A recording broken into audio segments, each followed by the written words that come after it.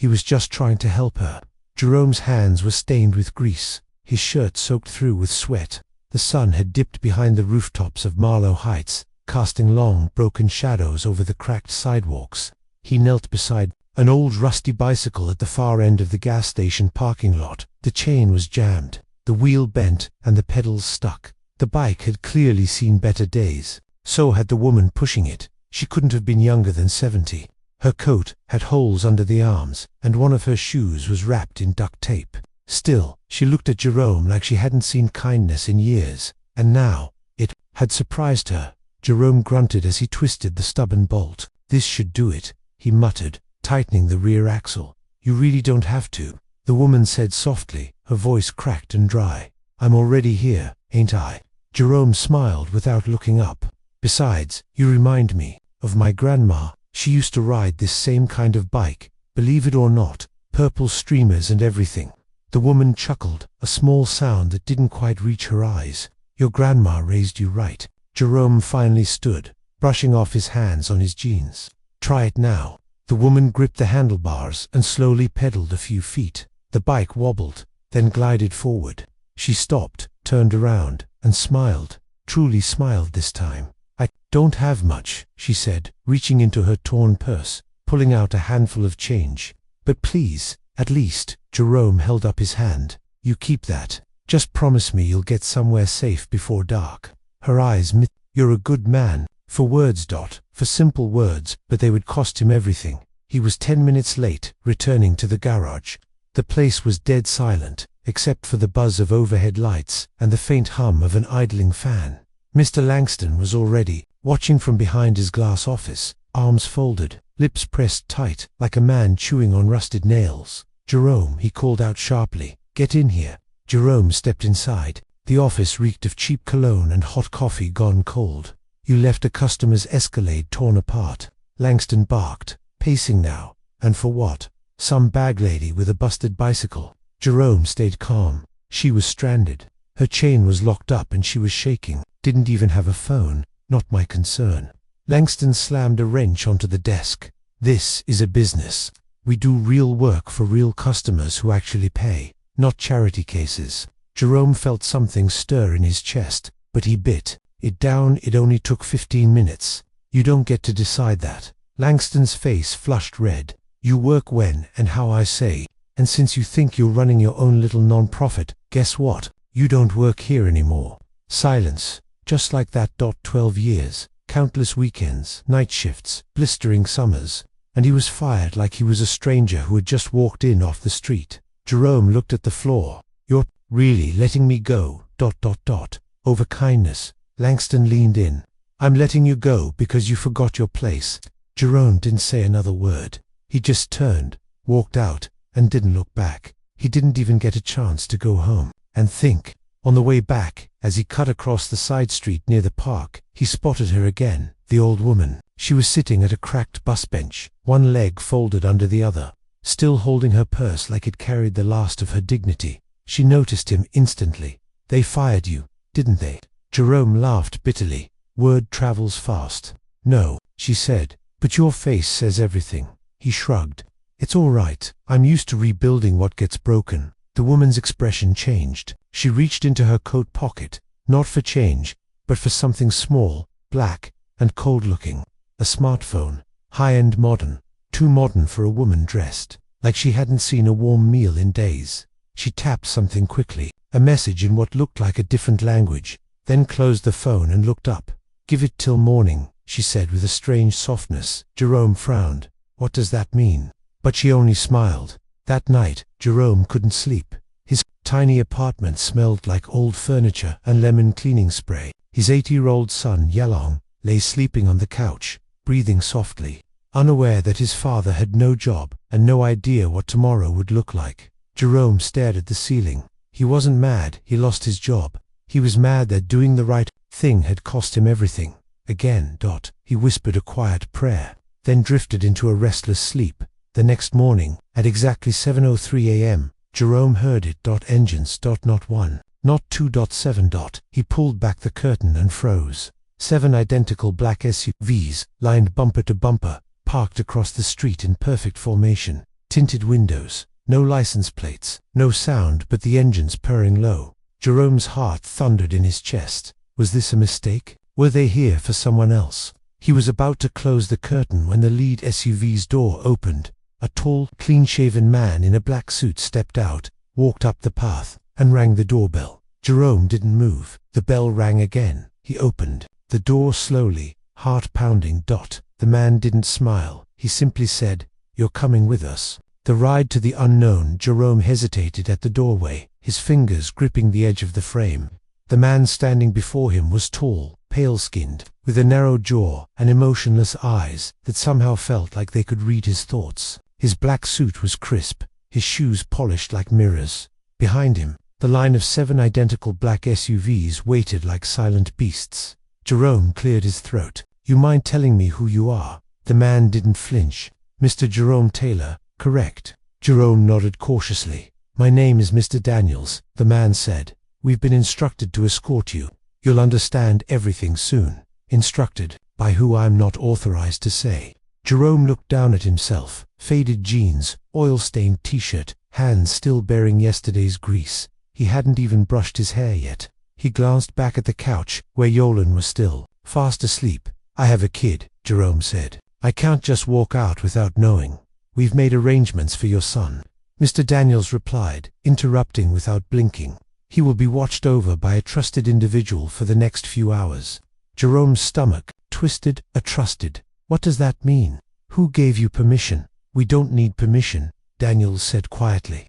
"You helped someone very important. That's all I can tell you." A chill ran down Jerome's spine. He didn't trust this, not for a second. But his gut told him this wasn't random. Something about the old woman at the bus stop, the strange phone, her cryptic smile. It was all connected. Jerome stepped out the door, slowly, shutting it behind him. The cold morning air hit him like a slap. As they approached the SUV, one of the other black-suited men opened the rear passenger door. Jerome paused again. "This better not be some kind of joke," he muttered. "It's not," Daniels said. "You'll see." Jerome slid into the vehicle. The door shut behind him. With a soft thud. Within seconds, the convoy pulled away from the curb, moving in perfect unison. Jerome glanced back. Jalan's window was still lit. Then it disappeared around the corner. They drove in silence for over an hour. No music, no conversation, just the low hum of the engine, and the city slowly giving way to highways, then woods, then a long winding private road lined with towering pines. Jerome leaned forward. "Where the hell are we?" Daniels, who sat across from him in the opposite seat, finally broke his stillness. "Almost there, defined there." But Daniels only gave a slight smile, like a man who knew far more than he was ever going to say. The SUV made a final sharp turn. Jerome's breath caught. A mansion. No, a fortress. The estate rose from the forest like a hidden palace. Stone walls wrapped in ivy, windows gleaming under the pale sun. A wrought iron gate opened silently as they approached, and the convoy drove straight through without stopping. Jerome's throat dried. He'd never seen anything like this in real life. Not in magazines, not even in dreams. They stopped in front of the grand steps. Another man was already waiting. This one was older, maybe in his 70s, but there was strength in his posture. His silver hair was neatly combed, and he wore a deep blue velvet jacket with golden cufflinks that shimmered in the morning light. He stepped forward as Jerome exited the SUV. Daniels nodded to the older man, then disappeared into one of the other vehicles. Jerome squinted at him. "Who are you?" "My name is Mr. Harlan," the man said with a warm but serious tone. "And you, Mr. Taylor, did something yesterday that very few men would have done." Jerome blinked. "You're talking about the old woman and her bike." Mr. Harlan smiled. "She's not who you think she is." Jerome narrowed his eyes. "So, who is she?" Mr. Harlan paused for a moment. "Her name is Amara. You might know her as—" "No, actually, you wouldn't know her name. Few do. But in certain circles, very private, powerful circles, she is considered royalty." Jerome let out a confused laugh. "Royalty?" "She had duct tape on her shoes." "That was deliberate," Harlan replied calmly. "Sometimes the only way to find real people is to hide from fake ones." Jerome stared at him, speechless. Mr. Harlan motioned toward the mansion doors. "Please, come inside. There is someone who would like to meet you." Inside, the marble floors gleamed like water. The air smelled of jasmine and polished wood. Jerome's boots echoed in the vast hallway, his heart pounding harder with every step. They passed portraits, massive oil paintings of women and men in regal dress. Not royalty like from fairy tales, but real power, subtle, silent, dangerous. At the end of the hall stood a tall, elegant woman. Jerome froze. It was her. But she looked transformed, gone were the torn clothes and the weathered expression. Her silver hair was styled neatly, pinned with jeweled clips. She wore a long emerald green coat and fine black gloves. Even her eyes, though still gentle, now carried weight, the kind that came from knowing too many secrets. "Mr. Taylor," she said, "do you recognize me?" Jerome's mouth opened, but no words came. "I told you to give it till morning," she said softly. You set this up." She smiled. "Not exactly. You revealed yourself. We simply paid attention." Jerome stepped forward, still confused. "Why me? I just fixed a bike. I didn't do anything special." "You helped someone you thought had nothing to offer," she said, "and that makes you rare." Then she turned to Mr. Harlan. "Has he been told?" "Not yet." "Told what?" Jerome asked quickly. The old woman walked up to him and placed a hand gently on his shoulder. "You're being offered something," she said. "Something life-changing, but it comes with responsibility. And you must choose." Jerome's chest tightened. Choose what? Her eyes met his, kind, but unreadable. "To walk back to the life you had, or step into the life you were." Born for the offer no one saw coming, Jerome stood in the grand hallway, still reeling from the woman's words. To walk back to the life you had, or step into the life you were born for. It didn't make sense. Not yet. He looked around again. Velvet curtains, gold-trimmed portraits, antique lamps, softly lighting every corner, and his brain still refused to catch up. Just 24 hours ago, he'd been in a dusty garage tightening bolts and trying to stretch his paycheck far enough to feed his kid. Now he was standing in a mansion, speaking with a woman who might as well have stepped out of a royal family photo. Jerome swallowed hard. "I don't understand. Why me?" The woman, Amara, gave him a kind, almost maternal look. "That's the same question my father asked when someone saved him on the streets of Morocco 50 years ago." Jerome furrowed his brow. Mr. Harlan stepped in, clearing his throat gently. "Ms. Amara belongs to one of the most private philanthropic dynasties in the world. Quiet wealth, deep reach. They build, they protect, they move silently. What happened yesterday wasn't a test of mechanics, it was a test of character." Amara nodded. "Every few years, we place ourselves quietly in public places, among everyday people, not as nobles, not as donors, but as those in need. Because when you strip away the noise, you see who truly sees you." Jerome blinked. "So, this was a setup?" "Not exactly," Amara said. "You weren't meant to find me. That's what made your actions real. And real is what we were." Looking for Jerome glanced at the floor, his thoughts spiraling. "And if I hadn't helped you, you'd still be working for a man who doesn't value decency," Mr. Harlan said. "But because you did, we're here, talking about something bigger than anything you've known." They led him into a side room that felt more like a study than a meeting space. Leather chairs, high bookshelves, a fireplace glowing with soft heat. A single folder sat on the coffee table. "This," Mr. Harlan said, tapping the folder, "is the offer." Jerome picked it up cautiously. Inside were 4 pages. One with the header "Confidential Contract." The second, a detailed role description titled Urban Liaison Director. The third, a list of benefits and resources. And the last page, the one that made him stop cold, showed a starting salary that looked like a joke. 6 figures, no decimal mistakes. This can't be real," he said, breathless. "We want you to oversee a network of repair and shelter centers we've started in underfunded communities," Amara said calmly. "You'll hire local mechanics, train youth, build from the ground up. We've already secured properties in 4 cities." "I'm not an executive," Jerome said quietly. "I don't even have a degree." "We don't need degrees," Amara replied. "We need people who care and know how to make things work with their hands and heart. That's you." Jerome looked at the offer again. His fingers trembled. Health benefits, a relocation package, full tuition coverage for his son, a company vehicle, travel stipends, and something called legacy building credits. which Mr. Harlan explained were internal investment funds designed to help employees start future charities of their own. It was overwhelming. "Why me?" he repeated again, barely a whisper. Mr. Harlan's voice softened. "Because you helped without expecting anything. That's the one thing money can't teach." Jerome's heart twisted. He thought of Yalan, his son sleeping soundly back home, with socks full of holes and school lunches that were more ketchup than meat. He thought of the garage, the smell of burnt oil, the way Langston barked orders, like every man there was disposable.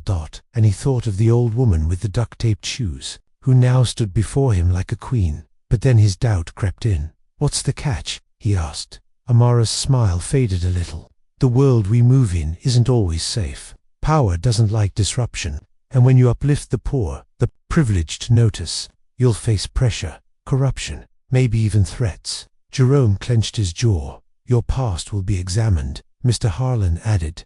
"Mistakes, no matter how small, will be pulled into light. We'll support you, but you must be strong." Jerome nodded slowly. "And what happens if I say no?" Amara looked at him for a long time. "You go home, no pressure, no judgment. But the door won't open again." That silence.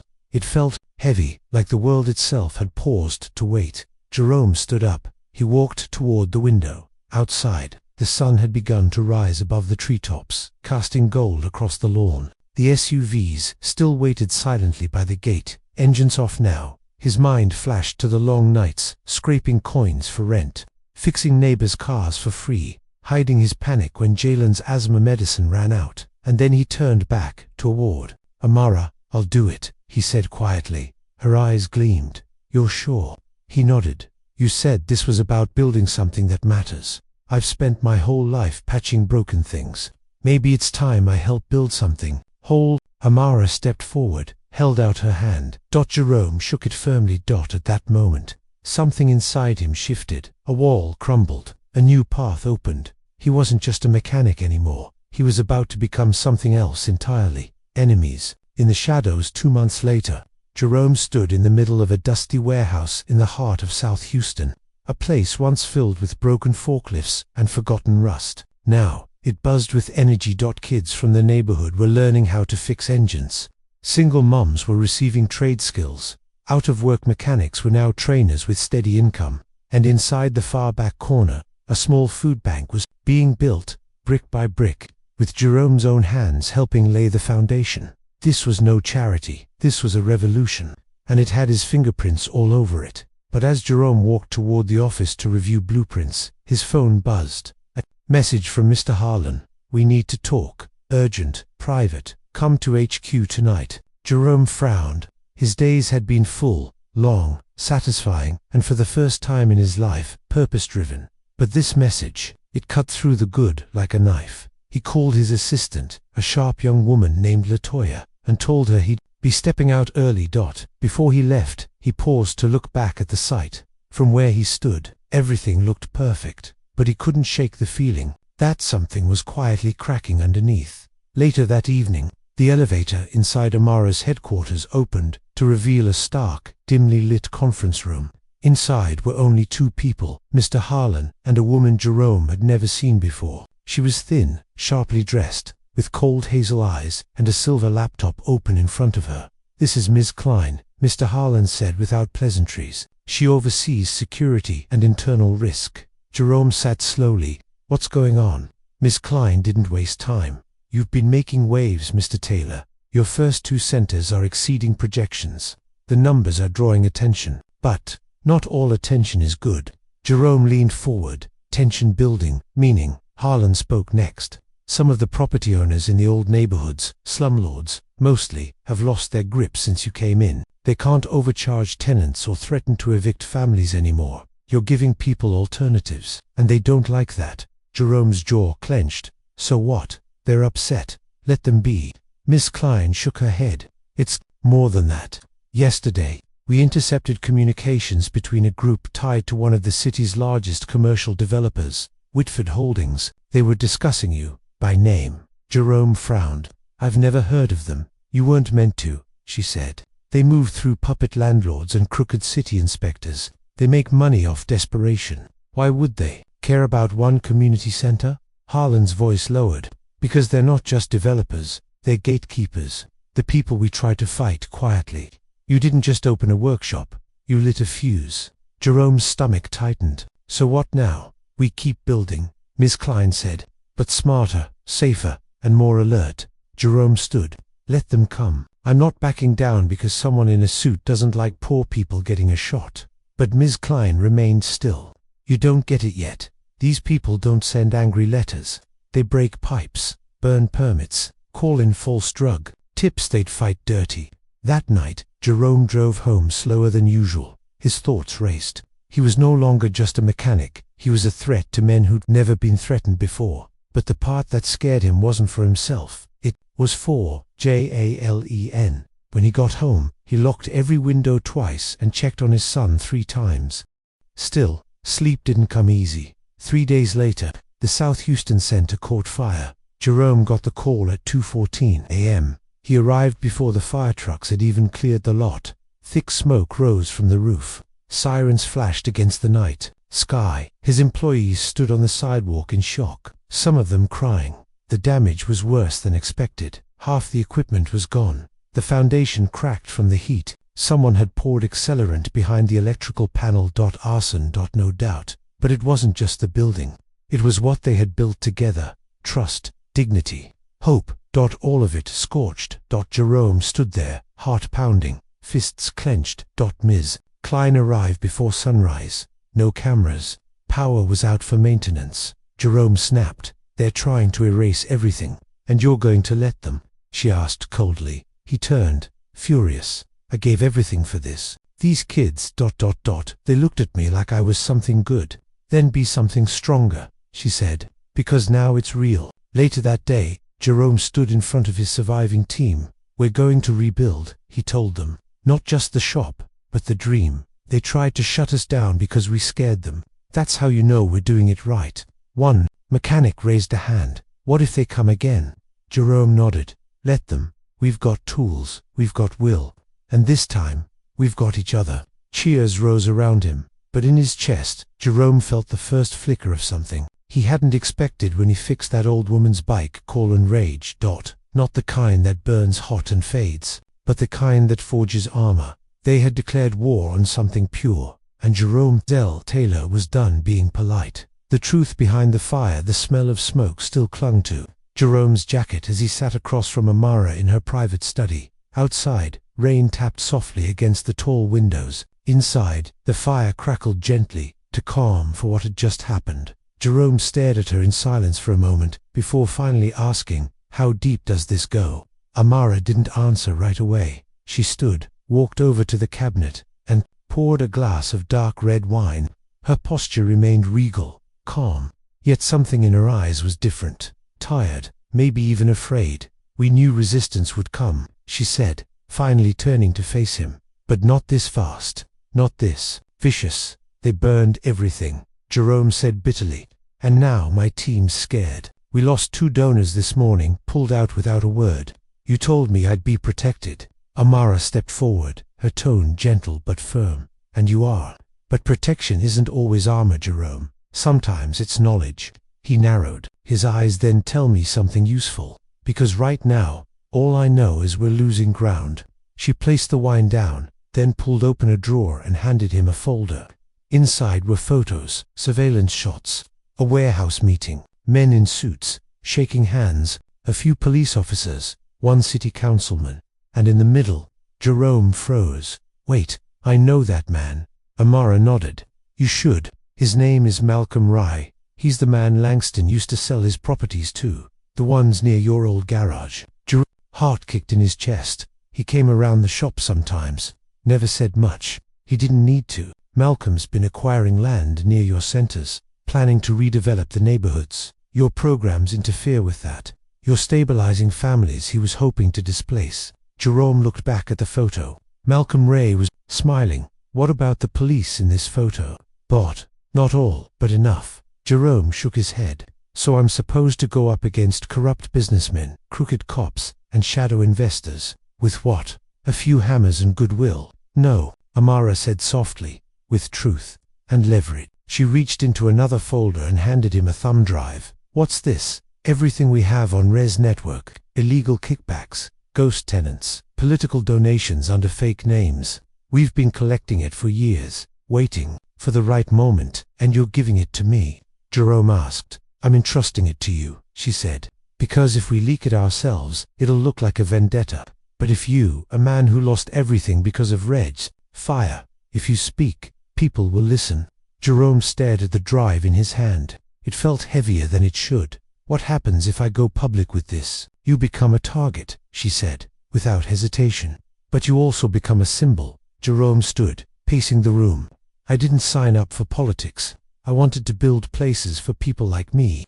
I wanted my son to see that you could do good without getting crushed for it. And you've done that, Amara replied. But now you have to decide, is this about fixing what's broken, or changing what keeps breaking it? That night, Jerome sat alone in his apartment, while Yolande slept in the next room, wrapped in a thick blanket. Rain pattered against the windows like whispers from the outside world. He plugged the thumb drive into his laptop. Files opened, PDFs, wire transfers, photos, legal documents, leaked emails. Jerome's stomach churned. He could already see the headlines, the chaos, the questions, the smear campaigns. They would paint him as a liar, a criminal, a man with a grudge. But maybe they'd also hear the truth. He pulled up a new document and began typing. My name is Jerome Taylor. I am a father, a mechanic, a builder of second chances, and I was nearly erased for helping a stranger. But today, I'm not staying silent. His fingers paused. This wasn't just a post, it was a declaration of war. The next morning, the video went live. Jerome sat in front of a plain backdrop, his voice raw, his tone steady. He laid it all out, from the old woman and the bike to the fire and the files. He showed proof, he named names, and he ended with one line that hit like thunder. They thought I was alone, but I've got a city behind me now. Within hours, it was everywhere. On social media, in inboxes, on news tickers. Some called him a liar, others called him a hero, but no one ignored him. 3 nights later, Jerome's car was broken into. Nothing stolen, just papers scattered. Glove box open, a warning. 2 of his staff members were approached by men in suits offering buyouts if they walked away, but neither of them did. Instead, they doubled down, and then, something unexpected happened. One of the local churches offered their basement for the new center's rebuild. A retired contractor showed up with a crew of volunteers. A local grocery chain donated meals for every worker. Jerome didn't have to beg. The city came to him. Late one evening, as he helped sand drywall in the new workshop, Amara walked in, wearing jeans and a simple coat. No guards, no SUVs. She picked up a paintbrush and helped him coat the wall. You made your choice, she said quietly. Jerome smiled, tired but alive. Yeah, and I'd make it again. She looked at him with pride. You're not just fixing things, Jerome. You're changing them. He built more than a garage. 3 weeks after Jerome's video shook the city, the courtroom was packed. Journalists filled every bench. Cameras waited outside like wolves. The air smelled of cold coffee and flashbulb residue. But inside, all eyes were fixed on one man, Malcolm Ray. He sat at the defense table, still dressed in his signature navy pinstripe suit. But now, he looked smaller, less sure. Behind him, his high-powered attorneys whispered nervously. Jerome sat on the witness stand in a plain grey blazer, no fancy tie, no ego in sight, just quiet strength. He didn't look like a man chasing revenge. He looked like a man who had simply had enough. As the prosecutor asked questions, Jerome answered calmly, clearly, laying out every detail: the centers, the threats, the arson, the money trails. He never raised his voice. He didn't need to. Truth did all the shouting for him. When the trial ended that day, the news broke before Jerome even got to his car. Malcolm Ray indicted on multiple counts. Corruption network exposed. Black mechanics testimony sparks citywide. Investigation. Jerome Taylor from garage to game changer. But Jerome didn't stop to celebrate. He didn't call a press conference. He didn't post a victory speech. He went back to the South Houston workshop, now rebuilt from the ground up, and helped a teenager named Ricky install his first muffler, because that's who he was. Still, that evening, Jerome walked home with his son, Yolande, hand in hand. The sky was soft with sunset colors, and for the first time in months, the air didn't feel heavy. Dad, Yolande asked suddenly, Are you famous now? Jerome chuckled. Famous? Not really. But people know your name. Yeah, Jerome said. But that's not what matters. Yolan looked up at him, confused. Then what does? Jerome thought for a moment. What matters is what they remember with your name. Yolan nodded slowly, like the answer was sinking in, not fully understood yet, but carried deep. At the next community event, Jerome stood quietly near the back as kids raced around with paintbrushes, helping color the new workshop's walls. There were signs hanging now. The Taylor Center for Skills and Hope. He hadn't chosen the name Amara had. She'd insisted on it, because people need to know who built it, she said. And not just the building, but the trust. She stood beside him now, watching the laughter bounce off the walls. You've started something, she said gently. Jerome looked around. We started something, she smiled. You know what I realized? What we used to look for leaders in boardrooms and ballrooms, but maybe the real ones are in garages. In the months that followed, more centers opened, Atlanta, Detroit, and Baltimore, all under Jerome's guidance. He didn't just bring tools, he brought dignity, a blueprint not for buildings, but for rebuilding lives. One of his first hires was a man named Victor, a mechanic, who had once been fired from the same garage Jerome worked at. Another was Tanya, a single mother, who had learned welding just to survive. He didn't care where you came from, he only cared that you showed up. Then one day, Jerome received a letter, handwritten, folded in perfect thirds. It was from Langston. Yes, that Langston, it read. I watched the news. I see what you've done. Maybe I was wrong. Maybe you were the better man all along. Langston. Jerome read it twice, then tucked it into the back of a drawer. He didn't need to frame it. He didn't need to answer it. Some things were best left as quiet echoes of what could have been. 1 year to the day after he was fired, Jerome hosted a celebration at the South Houston Center. It wasn't flashy. No lights, no reporters, just food, laughter, and people who had found something real in a world that had forgotten them. Near the end, a woman approached him, thin, elderly, and smiling from beneath a wide church hat. It was her, Amara, but dressed like the old woman from that first day. Same coat, same shoes, same purse. Jerome stared. She grinned. You recognize me now? He laughed. I always did, but I never saw this coming. She leaned in and whispered, neither did I. Then, she added, you changed the world with a wrench and a choice. Jerome looked out at the crowd, kids playing, mechanics teaching, mothers smiling. He smiled back at her. No, he said, we changed it, one bolt at a time. That night, Jerome tucked Yolan into bed, kissed his forehead, and stood by the window of their warm 2-bedroom apartment. The world was still unfair, still messy, still cruel in ways that couldn't always be fixed, but somewhere out there, another man was getting fired for doing the right thing. And maybe, just maybe, he'd get a knock on his door next, just like Jerome did. The end.